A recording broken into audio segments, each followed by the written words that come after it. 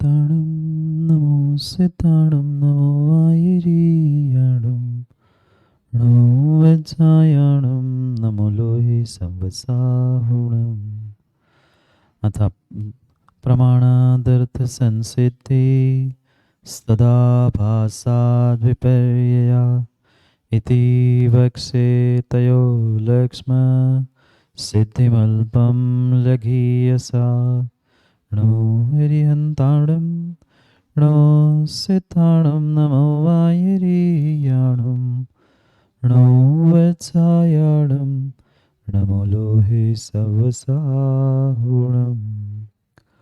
पंच परमेष्ठी भगवान की, आचार्य भगवान माणिकनंदी स्वामी की, आचार्य भगवान गुरुवर विशुद्ध सागर जी महाराज की, अहिंसामय विश्व धर्म की।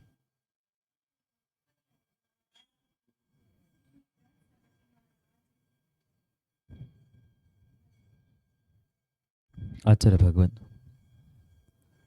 माणिकनंदी स्वामी ग्रंथराज परीक्षमक सूत्र में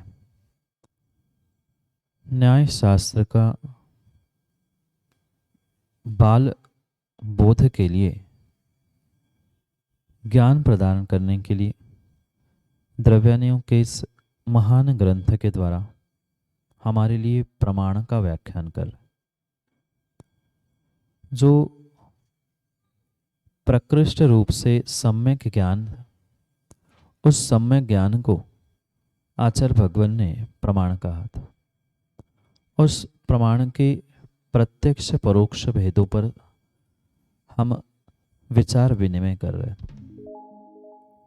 और वस्तु की सिद्धि के लिए जो बौद्धों ने तीन भेद समझे थे या तीन भेद कहे थे, उन पर कल हमने अपनी कक्षा को पूर्ण किया था।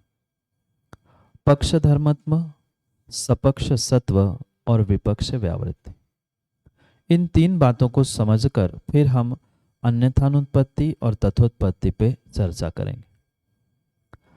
पक्ष धर्मत्व यानी जो हमारे लिए साध्य है वह हमारे लिए पक्ष धर्मत्व है।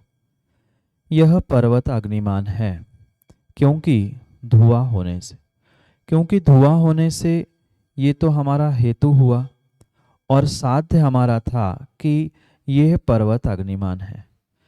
तो हमने ये भी समझा था पक्ष इति यावत प्रसिद्धो धर्मी आदि, वह धर्मी ही हमारे लिए पक्ष था, साध्य था अनुमान के काल में। उस अनुमान के ही काल में इन तीन बातों को ही लेकर बौद्धों ने कथन किया कि हमारे यहाँ तीन पक्ष है अनुमान के। पक्ष धर्मत्व यानी जिस पक्ष को, जिस साध्य को हम सिद्ध करना चाहते हैं वह हमारे लिए पक्ष धर्मत्व है। उसके ही जैसा जो है वह सपक्ष सत्व है, यानी कि सीधी भाषा में कहे तो दृष्टांत को उन्होंने सपक्ष सत्व, जैसे हमारे लिए पक्ष था कि यह पर्वत अग्निमान है, जैसे कि रसोई घर, ये रसोई घर कहना ही हमारे लिए सपक्ष सत्व था। सपक्ष, पक्ष धर्मत्व यानी मूल साध्य जिसे हम सिद्ध करना चाहते, और पक्ष धर्मत्व के बाद सपक्ष सत्व, सपक्ष यानी पक्ष के साथ जो है, पक्ष के समान जो है, जिसे हमने दृष्टांत कहा, उदाहरण कहा, जैसे कि रसोई घर। ये हमारा रसोई घर कहना ही सपक्ष सत्व है। फिर विपक्ष व्यावृत्ति यानी उदाहरण में समझे तो तालाब। तीन बातें समझ में आई। यह पर्वत अग्निमान है, जैसे कि रसोई घर, जैसे तालाब में नहीं होता। विपक्ष व्यावृत्ति, विपक्ष की व्यावृत्ति यानी विपक्ष को दूर करना। तो जैसे तालाब, ये क्या था? विपक्ष की व्यावृत्ति रूप था, दूर करना। व्यावृत्ति यानी दूर करना, वृत्ति और व्यावृत्ति, वृत्ति यानी परिणति और व्यावृत्ति यानी दूर करना। तो विपक्ष को दूर करना, ये इन तीन रूपता से बौद्धों ने अनुमान को माना। समझ में आया? साध्य से साधन की प्राप्ति अनुमान ज्ञान था। वहां पर साध्य को पक्ष भी कहा, साध्य को पक्ष भी कहा, पक्ष को धर्मी भी कहा। तो उस धर्मी पक्ष साध्य को पक्ष धर्मत्व कहा बौद्धों ने, उदाहरण को सपक्ष सत्व कहा, और व्यतिरेक रूप जो दृष्टांत था, दृष्टांत के दो भेद, अन्वय दृष्टांत और व्यतिरेक दृष्टांत। जैसे रसोई घर ये अन्वय दृष्टांत था, और जैसे जलाशय ये व्यतिरेक दृष्टांत। तो यहाँ पर उस व्यतिरेक दृष्टांत को विपक्ष व्यावृत्ति कहा और अन्वय दृष्टांत को सपक्ष सत्व कहा। अपने ही पक्ष को सत्व पुष्ट करने वाला दो दृष्टांत है वह सपक्ष सत्व है, और विपक्ष की व्यावृत्ति जलाशय यह विपक्ष व्यावृत्ति। तो उन्होंने तीन की बात की। हमारे आचार्य भगवंतों ने कहा हमें तीन की भी जरूरत नहीं, हम तो दो से ही काम चला लेंगे। उन्होंने कहा आपने इतनी सारी बातें कह दी कि उपलब्धि हेतु, विरुद्ध उपलब्धि, अनुपलब्धि आदि आदि कहने की आवश्यकता नहीं, तीन से काम चल जाएगा। तो आचार्य भगवान कह रहे तुम तीन कह रहे हो, मैं तो कह रहा हूं दो से ही काम चल जाएगा। कल श्लोक हमने समझा था, अन्यथानुपपत्वत्वम यत्र तत्र त्रयेण किम, नान्यथानुपपत्वत्वम यत्र तत्र त्रयेण किम। जब अन्यथानुत्पत्ति है ही तो तीन की क्या आवश्यकता, एक ही से काम हो गया, अन्यथानुत्पत्ति। फिर नान्यथानुत्पत्ति, इन दो ही हेतु से हमारा काम हो जाएगा, तथोत्पत्ति अन्यथानुत्पत्ति, हमें बाकी की आवश्यकता ही नहीं। तथोत्पत्ति को कल हमने समझा था, जो अन्वय व्याप्ति को ग्रहण करने वाला हेतु तथोत्पत्ति हेतु है। ये विषय हेतु का चल रहा है, अन्वय व्यतिरेक का नहीं। अन्वय की व्याप्ति जहाँ है, जिस हेतु में अन्वय की व्याप्ति है वह तथोत्पत्ति हेतु है, और जिस अन्वय में जिस हेतु में व्यतिरेक की व्याप्ति प्राप्त होती है उसे हमने अन्यथानुत्पत्ति का। तथोत्पत्ति अन्यथानुत्पत्ति, ये दो भेद, अन्वय हेतु से युक्त और व्यतिरेक रूप हेतु से युक्त, ऐसे दो हेतु के भेद समझे, इसमें से ही हमारा काम हो जाएगा। समझ में आया? दो ही भेदों से काम हो जाएगा, ना तीन है, ना चार है, ना 22 है, कुछ भी नहीं है। ये तो मात्र बाल व्युत्पन्नार्थम, जो बाल है अज्ञानी है, प्रारंभिक अवस्था में उन न्याय ग्रंथों को समझ रहे हैं, उनके लिए है, सबके लिए इसकी आवश्यकता नहीं है। तो इसीलिए पिछले सूत्र में 92 नंबर के सूत्र में आचार्य भगवान ने कहा था कि हेतु के प्रयोग से ही हमारी व्याप्ति का ग्रहण होता है। 92 नंबर के सूत्र में कहा था व्युत्पन्न पुरुषों के लिए हेतु कह दिया, उनको व्याप्ति ग्रहण कर ली। धुआं होने से इतना भी कह दिया तो भी काम बनेगा। पुनः समझना, धुआं होने से ये कहने की आवश्यकता है क्या कि कहाँ, कैसा, क्या, धुआं होने से क्या अग्नि है। हेतु कहने से ही उनको व्याप्ति का ग्रहण होता है, वो साध्य को समझ लेते। इसलिए उनके लिए ना दृष्टांत, उपनयन, निगमन, दुनिया भर की बातें जरूरी नहीं है। और व्याप्ति भी उन्होंने दो प्रकार से ही समझी, एक अन्वय व्याप्ति, एक व्यतिरेक व्याप्ति। जहाँ अन्वय व्याप्ति होती है वह तथोत्पत्ति हेतु होता है, और जहाँ व्यतिरेक व्याप्ति होती है वहाँ अन्यथानुत्पत्ति हेतु होता है। इस प्रकार से ये मुख्य विषय है। अगर ये विषय अन्यथानुत्पत्ति और तथोत्पत्ति नहीं समझेंगे तो आगे का कोई भी न्याय शास्त्र हमें समझ में नहीं आएगा। क्योंकि इतना विषय, आप स्वयं विचार करना कि इतना सारा विषय अनुमान ज्ञान का विस्तार से कहा। सबसे अधिक किसी प्रमाण के बारे में कहा है तो प्रत्यक्ष प्रमाण तो 4 से 6 सूत्रों में भेद और वो समझा दी, और परोक्ष में भी सबसे अधिक व्याख्यान किसी सूत्र पे है तो अनुमान प्रमाण। इसलिए अनुमान प्रमाण को विस्तार से कहा जा रहा है कि बौद्धों ने प्रत्यक्ष और अनुमान इन दो को ही प्रमाणभूत माना। इसलिए उस अनुमान को विस्तार से हमने यहाँ समझा।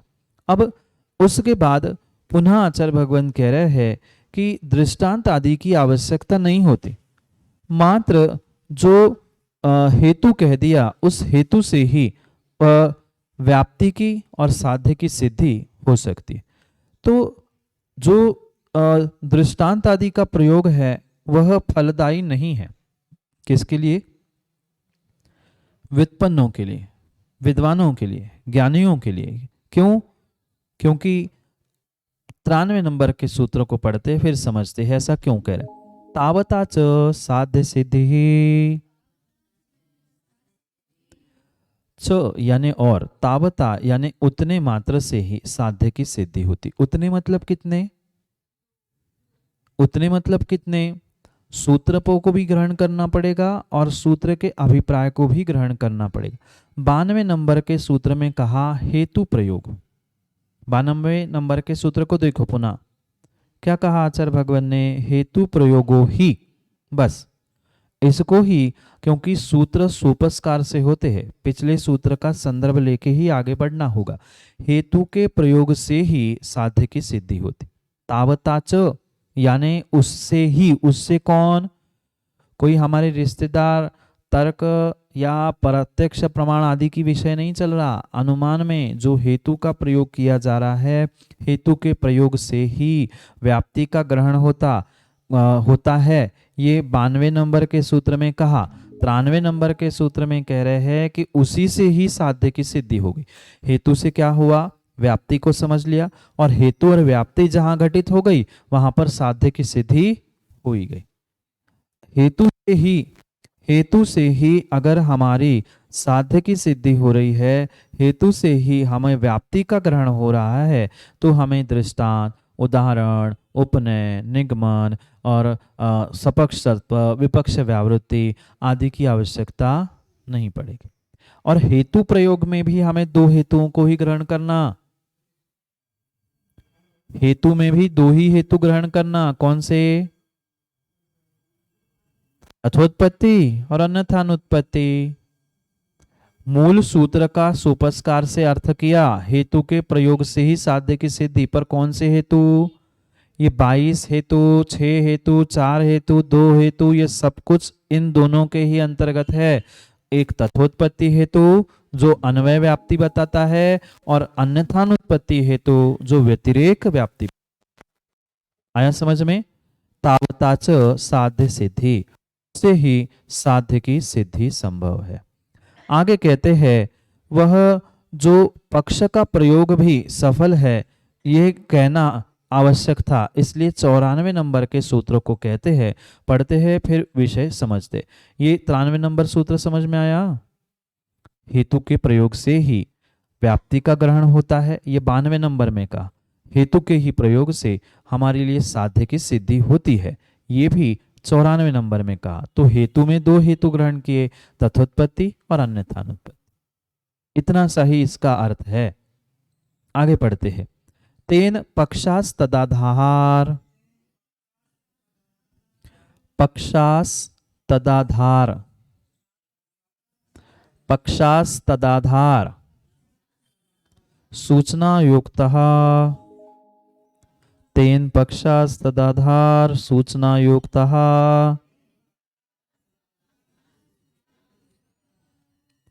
तेन यानी उसी कारण से, तदाधार उसका आधार, यानी साध्य का आधार कौन? साध्य का आधार कौन? अग्नि है। और अग्नि का आधार कौन? हमने ये सब कुछ पढ़ा है। यह पर्वत अग्निमान है। पर्वत क्या हुआ? पर्वत क्या हुआ? आधार हुआ। साध्य के लिए आधार कौन हुआ? पक्ष। पक्ष कहा ना हमने, धर्मी कहा ना।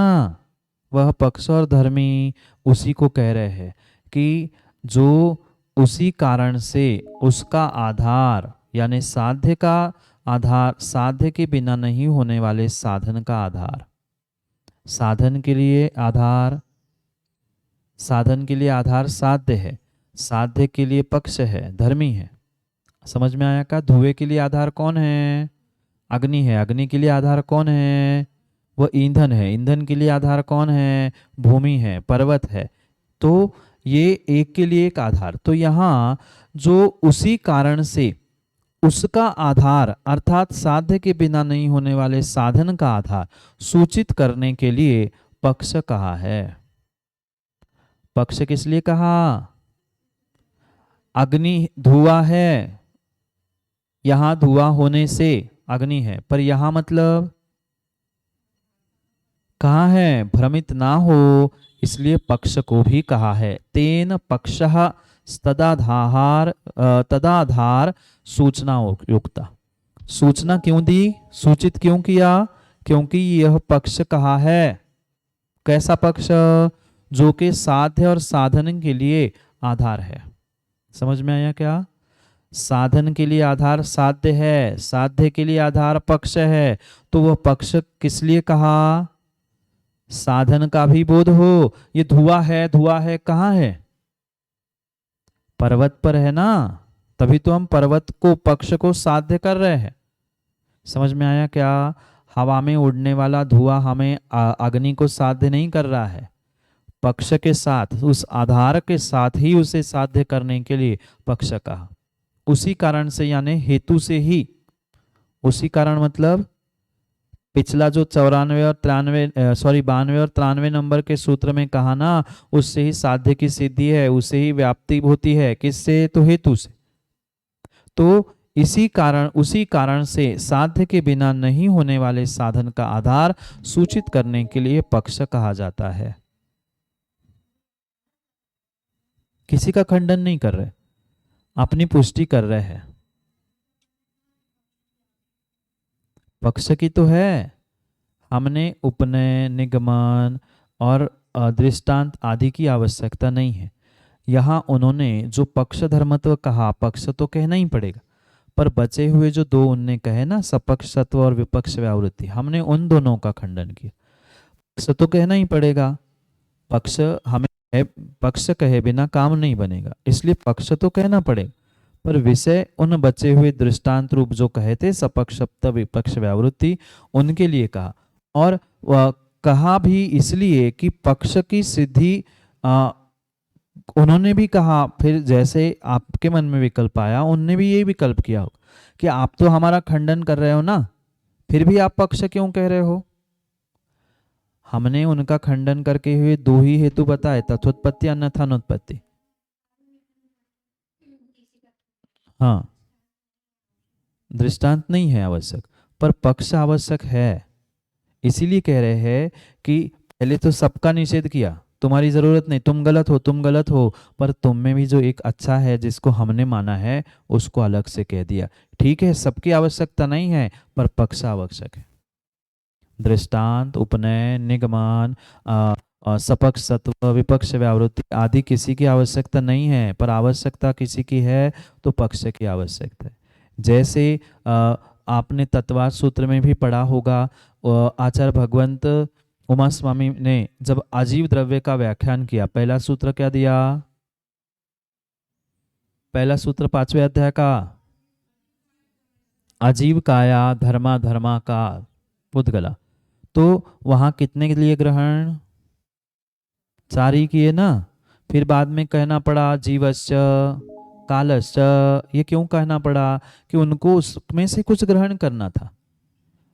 पुद्गल के भी और सभी द्रव्यों के स्वरूप को कहते हुए भी अगले सूत्रों में कहा, वो सामान्य रूप से सब कह दिया, और फिर उसके बाद जो विशेष होता है उसको अलग से कह दिया।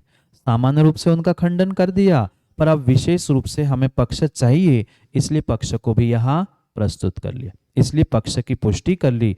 पक्ष को की भी आवश्यकता होती है, आधार का बोध हो जाए। इसलिए अगर आधार का ज्ञान नहीं होगा, आधार की सूचना नहीं होगी, तो व्यक्ति कंफ्यूज हो सकता है, भ्रमित हो सकता है। इसलिए उस पुष्टि के लिए आधार की तो आवश्यकता है, हाँ, पक्ष की आधार की आवश्यकता है, अन्य किसी प्रकार से नहीं है। आगे आचार्य भगवंत ने जो परोक्ष प्रमाण के 5 भेद कहे थे, कितने कहे थे? स्मृति, प्रतिविज्ञान, तर्क, अनुमान और आगम। यहाँ तक अनुमान का विषय पूर्ण हुआ। अब आगम को आचार्य भगवंत बताते हैं कि वास्तव में आगम क्या है। क्योंकि आगम भी हमारे लिए परोक्ष प्रमाण है। आगम में जो भी प्राप्त होता है वह परोक्ष प्रमाण से हमें स्वीकार करना। पर वर्तमान में अगर देखा जाए तो राकेश भैया कहते हैं हमारे हमने जो लिखा है वो आगम है, श्यामजादा कहते हैं हमने जो बोला वो आगम है, कल कोई आएगा वो कहेगा हमने जो कहा है वो आगम है। पर आगम है क्या? कौन से ऐसे आगम को हम प्रमाण माने? किसी ने परमागम को पकड़ लिया, वो उन्होंने एकांत से उसको ही आगम मान लिया, तो ये आगम है क्या? नहीं है। तो आगम किसे माने? जिसे आपने परोक्ष प्रमाण कहा है, उस किसे हम आगम माने, उसका निरूपण करने के लिए अगले दो सूत्रों को कहते हैं, पढ़ते हैं। आप्त वचनादि निबंधन मर्थ ज्ञान मागमहा। आप्त वचनादि निबंधन मर्थ ज्ञान मागमहा।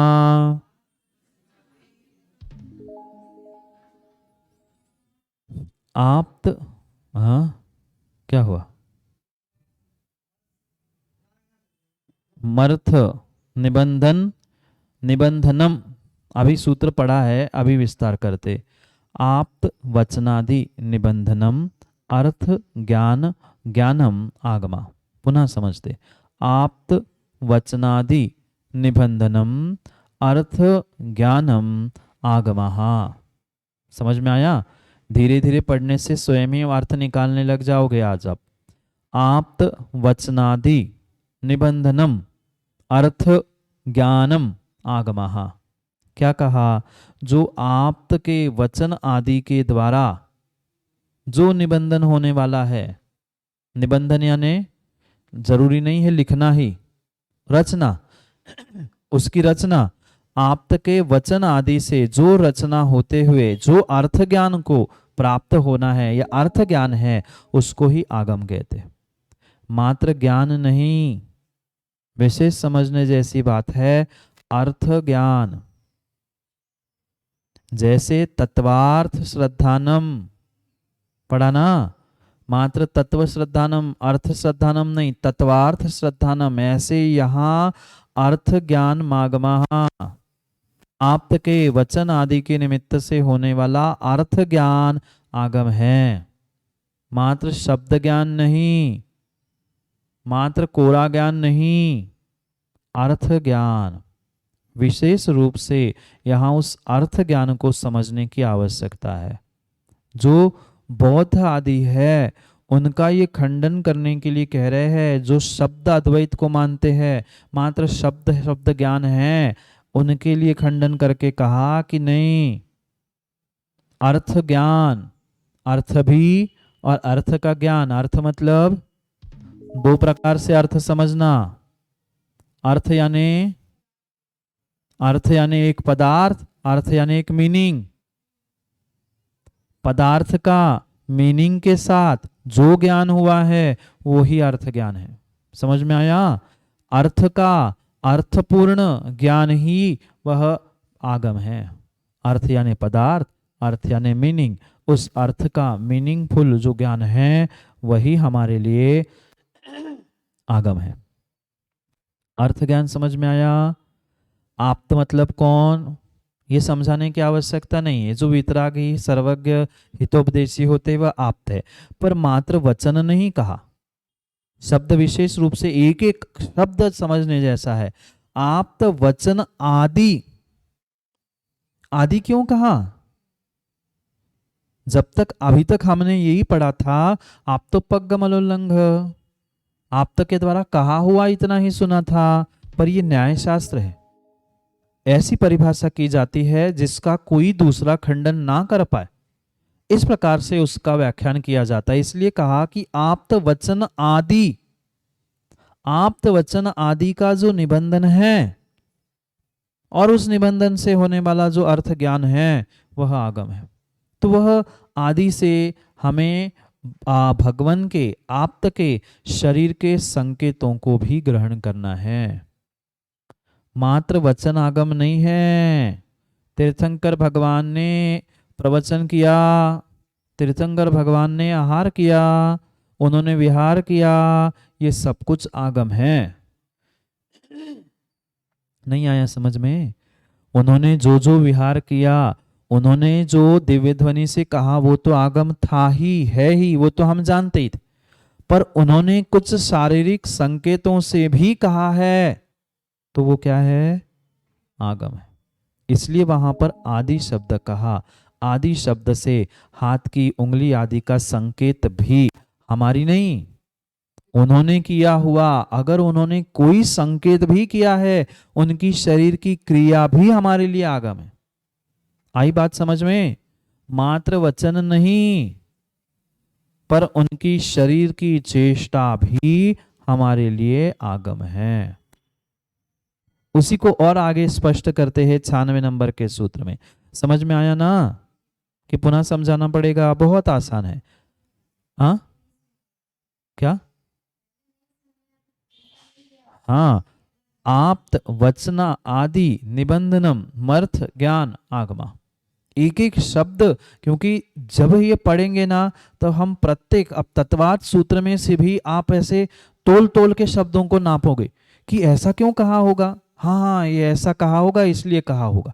नहीं तो सीधे सीधे ये तो पढ़ना और पढ़ाना वहाँ बहुत आसान है, तत्वार्थ तत्व प्रयोजनभूत तत्वों को, पर वहाँ हमें एक शब्द का न्याय शास्त्र पढ़ने से ये फायदा होता है कि हम अनेक प्रकार से उसका अर्थ निकालना जानते। ये तो हमने पढ़ाई के प्रयोजन भूत लोगों को तत्वार्थ कहा है, पर अब उन तत्व को, अर्थ को हम अनेक प्रकार से कसौटी पर कर सकते, क्योंकि हमारे पास न्याय है। ये इसलिए हम पढ़ रहे हैं कि जो हम पढ़ चुके हैं उसको हमें बहुत अच्छे प्रकार से समझना और समझाने की आवश्यकता है। और यही विषय जो माँ आप लोग पढ़ाते हो, वही पढ़ाते समय ऐसे नए तरीके से समझाने लगोगे तो अवश्य ही पढ़ने वाले भी उसमें रुचि लेंगे। नहीं तो रूटीन की रोज पढ़ाई जो है वो तो हर कोई तत्वाद सूत्र कौन कौन नहीं पढ़ा रहा, श्रावकाचार्य बहुत सारे सैकड़ों पढ़ा रहे हैं, पर ऐसे नए विषयों को स्पर्श करते हुए कहेंगे तो सुनने वाला भी सोचेगा कि हाँ कुछ नया मिला, और नया मिल रहा है तो स्वाभाविक है वो वहां जुड़ेगा। इसलिए ग्रंथ पढ़ने का फायदा है। अगला एक और सूत्र पढ़ते हैं, फिर अपन विराम लेते हैं। सहज योग्यता संकेत वशाधि शब्दादयो वस्तु प्रतिपत्ति हेतवः। सहज योग्यता संकेत वशाधि शब्दादयो वस्तु प्रतिपत्ति हेतवः।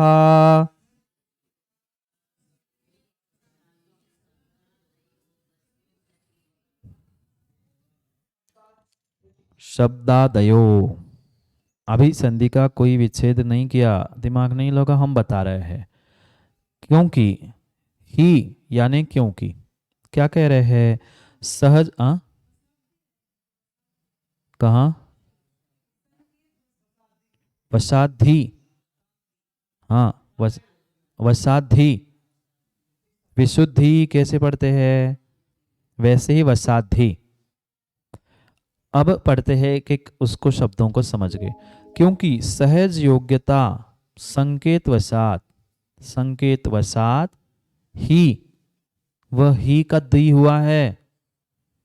ये जो साधी साधी साधी, वहां संकेत वसात त का द हुआ और ह का ध हुआ।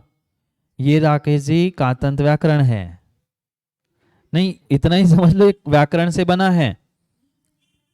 ध ध, क्योंकि नीचे का शब्द पूर्ण होता है धी, वसात धी, ही को निकाला धी से, और द आधा था तो वह त है।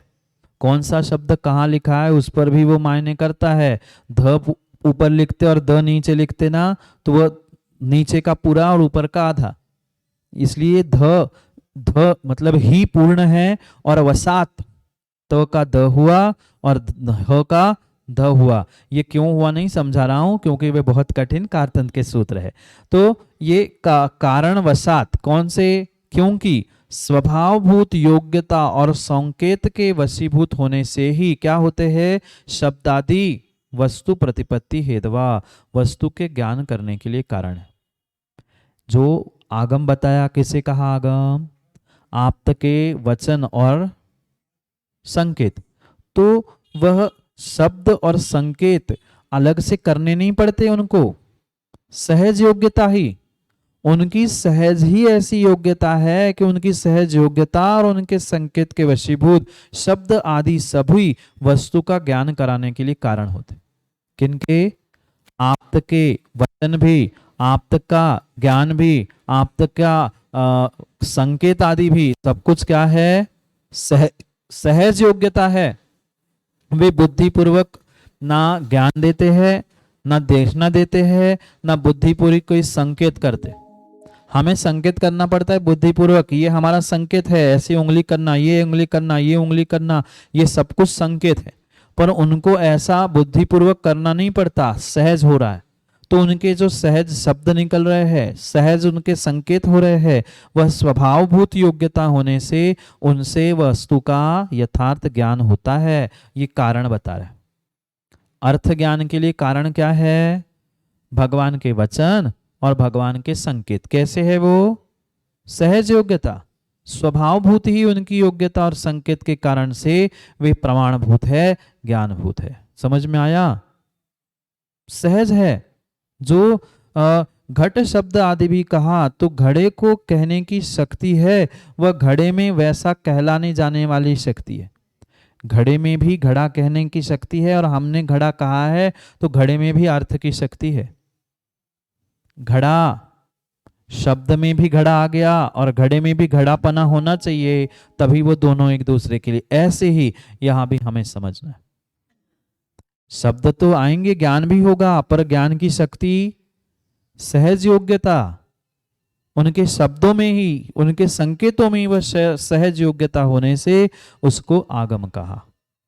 तो पर बौद्धों का ये कहना है कि जो ये शब्द है और अर्थ है, इनके संबंध का तो अभाव है, क्योंकि शब्द अन्य के निषेध मात्र होते हैं, वह प्राप्ति रूप नहीं होते। बौद्धों का कहना है, बौद्ध कभी ये नहीं कहते कि ये ग्रंथ है, वो ये कहते हैं ये कापी नहीं है। वो गधा देख के ये नहीं कहेंगे कि ये गधा है। उनका ये सिद्धांत है कि शब्द नकारात्मक ही, निषेधात्मक ही कथन करते हैं। ये गाय नहीं है, ये बैल नहीं है, ये ऊंट नहीं है, अरे है क्या? उनका ऐसा कहना नहीं। इसलिए उनका खंडन करने के लिए कह रहे हैं कि बौद्ध जो शब्द को और अर्थ को भिन्न मानते हैं। बात समझ में आई क्या? घट, घट कहा तो आंखों के सामने कौन आया? ग्लास, घड़ा ही आया, क्योंकि वह शब्द में घट को प्रतीत करने की शक्ति है और उस वस्तु में भी घट कहलाने की शक्ति है। घट में, मटके में घट कहलाने की शक्ति है, इसलिए घट शब्द है, और घट शब्द में भी घट की प्रतीति करने की शक्ति है। दोनों में होने की आवश्यकता है, तभी अर्थ ज्ञान होगा। समझ में आया क्या? अर्थ ज्ञान तभी होगा। पर बौद्धों का यह कहना है कि दोनों भिन्न भिन्न हैं, शब्द भिन्न है और अर्थ ने पदार्थ भिन्न है, पर ऐसा नहीं है। कहीं ना कहीं उनका जुड़ाव होना चाहिए। वस्तुभूत अर्थ का ज्ञान कैसे हो सकता है फिर भिन्न भिन्न है तो? नहीं हो सकता। पर हमारे यहाँ क्या? हाँ, कम्बुक ग्रीवादी, यानी जो मटके का आकार रहता है, जहां गला कहते हैं ना, सीधी बात है वो। हाँ, तो वह आकार। तो विषय क्या चल रहा था? हाँ, घट और अर्थ और ज्ञान, शब्द और पदार्थ, ये दोनों भी समान शक्ति से युक्त होने चाहिए। तो अगर ये एक साथ नहीं होंगे तो कैसे काम बनेगा? क्या जरूरी है हमारे सामने हमेशा वस्तु हो? वस्तु होने से ही ज्ञान होता है? नहीं है, पर वस्तु कहीं ना कहीं है। शब्द से भी ज्ञान होगा, पर वस्तु होनी भी चाहिए। गधे की सींग का ज्ञान होगा क्या? क्योंकि है नहीं है। तो फिर हम ज्ञान किससे करेंगे? ऐसा प्रश्न पूछने पर दृष्टांत देते हुए अगले सूत्र को कहते हैं, यथा मेरवादयः सन्ति, यथा मेरवादयः सन्ति, जैसे मेरु आदि होते हैं, जैसे मेरु आदि होते हैं। गए क्या आप मेरु देखने? मतलब नहीं है ना? है, वह मेरु है, तभी तो वाच्यभूत मेरु शब्द है।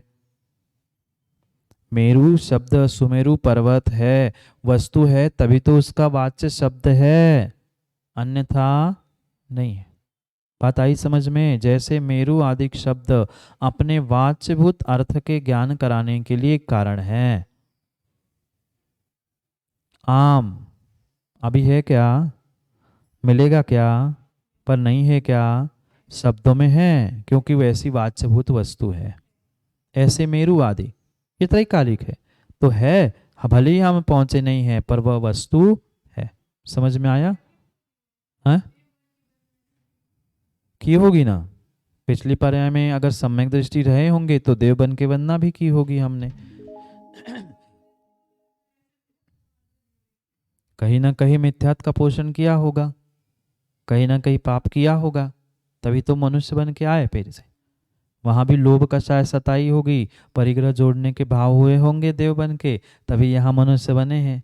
अल्प परिग्रह और अल्प पापों से मनुष्य बनता है, एक इंद्रिय भी बनता है। पर उनका प्रश्न है पाप करके यहाँ कैसे आए?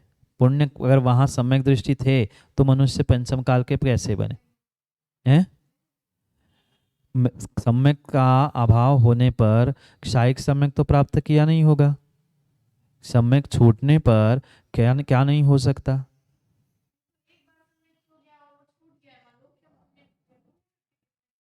होगी ही ना, तभी तो होगी। क्षायिक सम्यक दृष्टि जन्म नहीं लेता, सम्यक दर्शन के साथ मनुष्य पर्याय नहीं मिलती। मनुष्य से मनुष्य बनेगा तो भी मिथ्या दृष्टि बनेगा। ये मात्र सिद्धांत सम्यक क्षायिक सम्यक के साथ समझना होगा। पुनः कभी फुर्सत से समझेंगे। अभी समय भी हो गया है। इस प्रकार से अपना तीसरा परिच्छेद भी पूर्ण हुआ है। आधे तक हम पहुंच चुके हैं, अब और आधा सा बचा है। कम से कम अभी 4-5-6 दिन जितने हैं अपन प्रयास करें कि यहाँ पर हम चौथे और पांचवें अध्याय को पूर्ण करने का प्रयास करें।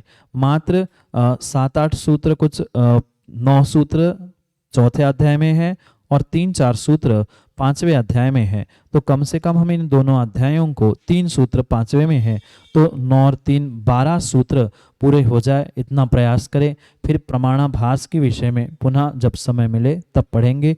आज के लिए इतना ही। कल पुनः समय पर समय की बात के लिए समय पे मिलते हैं, क्योंकि समय पे किया गया काम समय को दिलाता है। बोली भगवान महावीर स्वामी की।